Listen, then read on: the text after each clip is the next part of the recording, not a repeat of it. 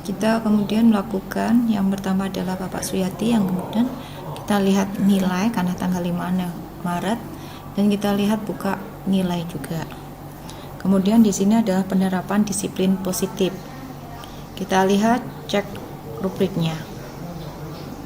Nah, ada 3 hal yang harus bisa diperbaiki. Kemudian dari segi ini ada Pak Yati, itu kita lihat Pak Yati memilih yang guru memfasilitasi peserta didik menyadari konsekuensi dan memperbaiki perilaku yang melanggar atau restitusi. Jadi selain ini ditulis belum dilakukan karena ini penerapan kesepakatan kelas dan ini kesepakatan kelas. Kemudian guru memfasilitasi, nah di sini kita dilakukan dan efektif. Kemudian catatannya adalah fokus memfasilitasi peserta didik menyadari konsekuensi dan memperbaiki perilaku melanggar telah dilaksanakan dan efektif. Kemudian apa rekomendasinya? Dan dari sini kita lihat bahwa motivasi dari sudah dilakukan di setiap alur pembelajaran, jadi dilakukan di awal, tengah maupun di akhir. Pembelajaran juga melibatkan murid, mungkin bisa pembelajaran yang melibatkan murid mungkin bisa menggunakan dengan teknik, mungkin bisa menggunakan pendekatan dengan teknik coaching. Nah, setelah itu kita lihat sudah sesuai semuanya, kemudian kita buka cek. Ya, oke, sudah ya. Kemudian kita klik dan kita kumpulkan.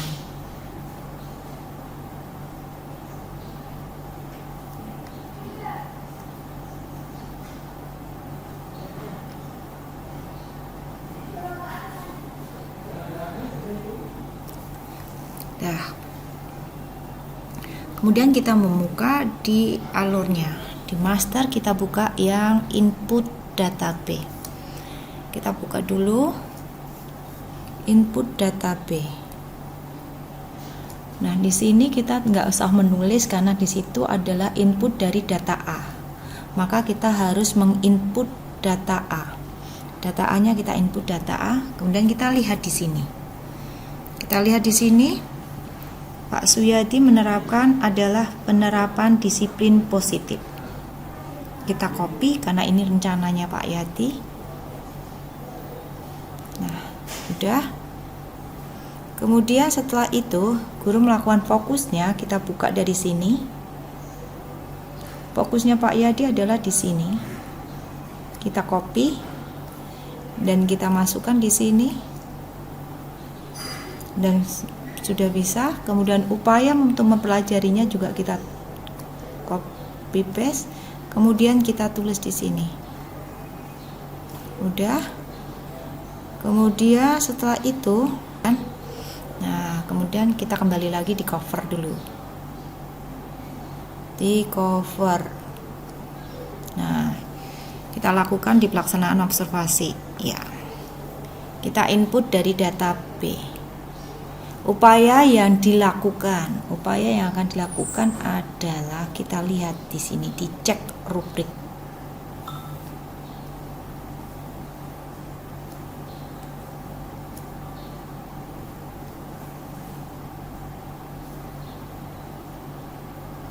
Dari 3 hal ini, kita lihat bahwa yang tadi dikatakan di tempatnya Pak adalah memfasilitasi peserta didik menyadari konsekuensi dan memperbaiki perilaku yang melanggar restitusi. Maka kita lihat apakah guru melakukan refleksi? Tidak, karena tadi Pak Suyati tidak, fokusnya tidak di situ. Kemudian guru melakukan penguatan positif juga tidak. Tapi pada posisi Pak Yati melakukan adalah menyadari konsekuensi. Nah, untuk itu kita lihat yang di sini, di copy paste.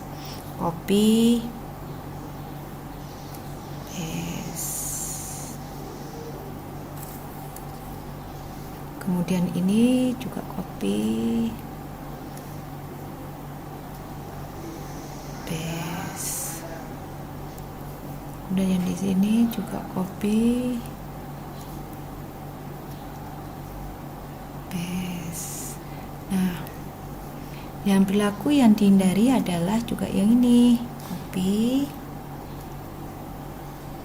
paste.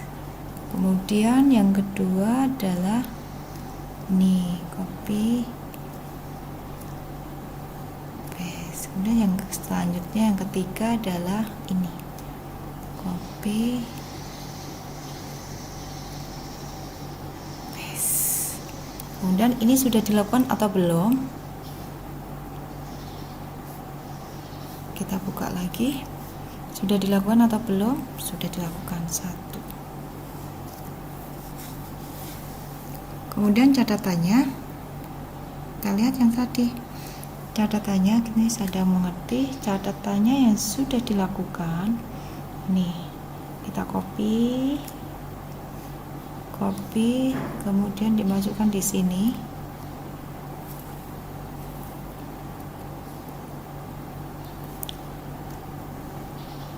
Di sini. Kemudian rekomendasinya adalah yang di bawah. Copy, kita kasihkan di sini, paste. Sudah selesai. Nah,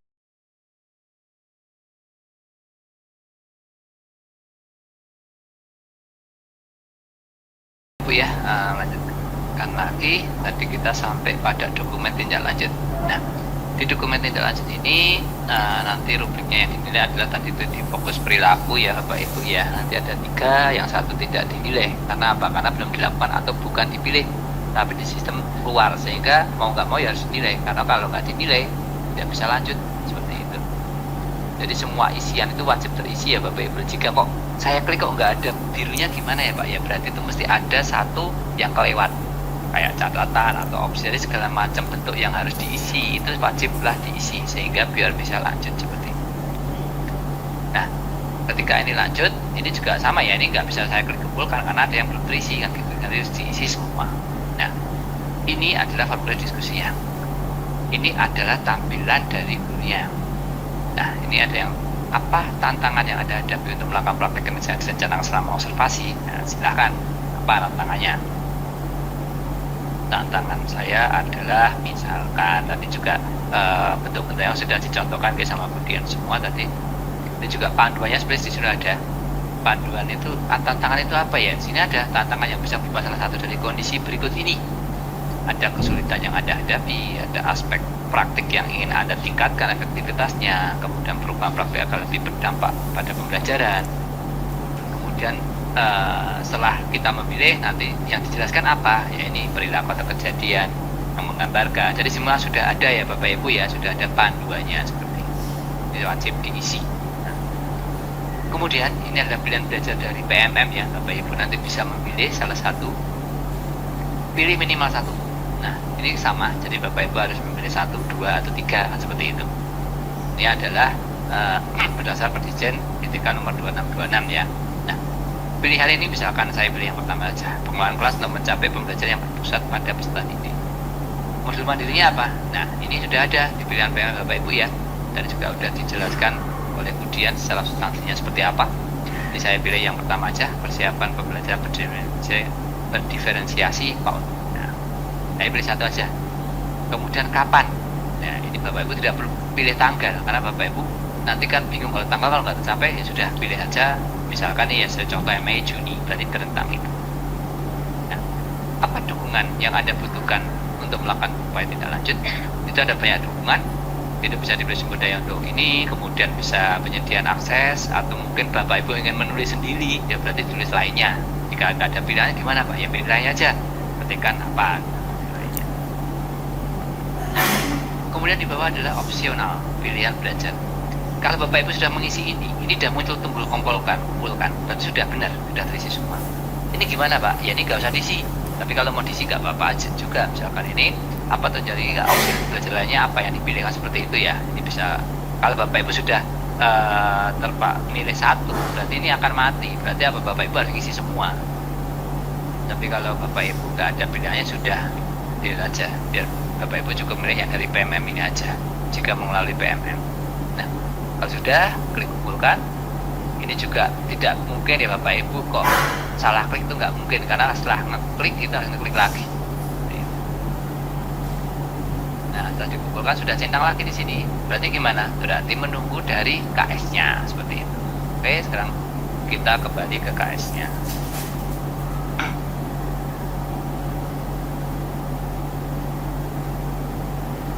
Nah, di KS nanti perlu di refresh dulu kalau belum keluar. Di sini akan sudah muncul ya untuk menilai. Nah, dinilai ini adalah tadi jawaban dari Bapak Ibu guru, refleksinya apa, kemudian pilihannya untuk pilihan belajar di PMM-nya apa, kemudian terus data dukungannya itu apa. Nah, nanti KS-nya menilai di sini. Jadi memberi catatan dari isian tadi apa yang catatan. KS-nya milih berapa Pak? Cukup 1, karena kalau 2 ya nggak bisa kan, diklik kita akan pindah. Nah, pilihan 3 pilihan itu, yang pertama adalah sadar tantangan dan penyebabnya berada di luar kendali. Yang kedua, penyebabnya berada di dalam kendali. Yang ketiga adalah sadar tantangan dan penyebabnya berada di dalam kendali. Itu nih Bapak Ibu ya, nanti saja memilih. Kemudian setelah memilih, Bapak Ibu juga harus memberi catatan. Kenapa Bapak Ibu memilih itu? Nah, kan gitu kan. Nah, misalkan ini kan KS menilai karena alasannya, nanti bisa dijawab seperti itu. Kalau sudah bisa dikumpulkan, dan ini juga sama ya, nanti harus diklik lagi, kemudian klik kumpulkan. Selesai, dan centang di sini. Kemudian kita kembali ke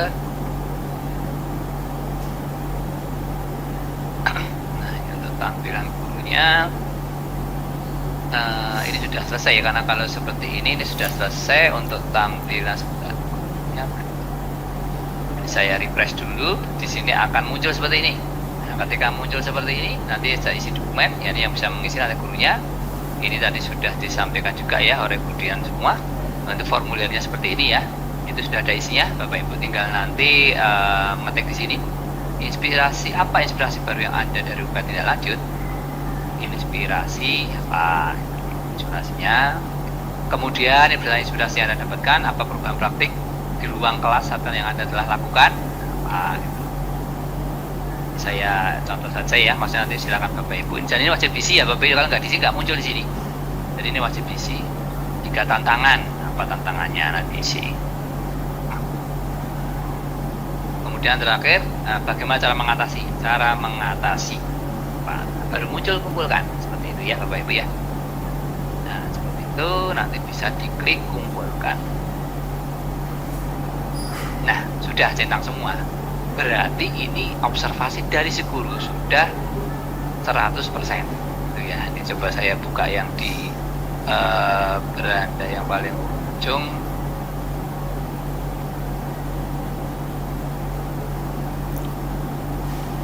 Nah, ini kan 75 ya, maksudnya observasinya sudah selesai. Ini berarti kita ke KS-nya. Nah, kalau untuk di KS-nya ini nanti berarti dia sudah selesai. Nah, di KS-nya sudah nggak ada pilihan lagi nanti. Karena di sini halaman baru dibuka pada tanggal 1 Maret. Itu seperti apa Pak tampilannya? Ya kita juga belum tahu. Mohon maaf. Ini nanti sistem itu dia berkembangnya itu bertahap. Jadi tidak langsung dibuka. Nanti kalau Bapak Ibu tanya itu penilaian di akhir seperti apa Pak tampilannya? Ya kita belum tahu juga. Karena tampilan di akhir di sistem itu semuanya dikembangkan bertahap oleh pusat.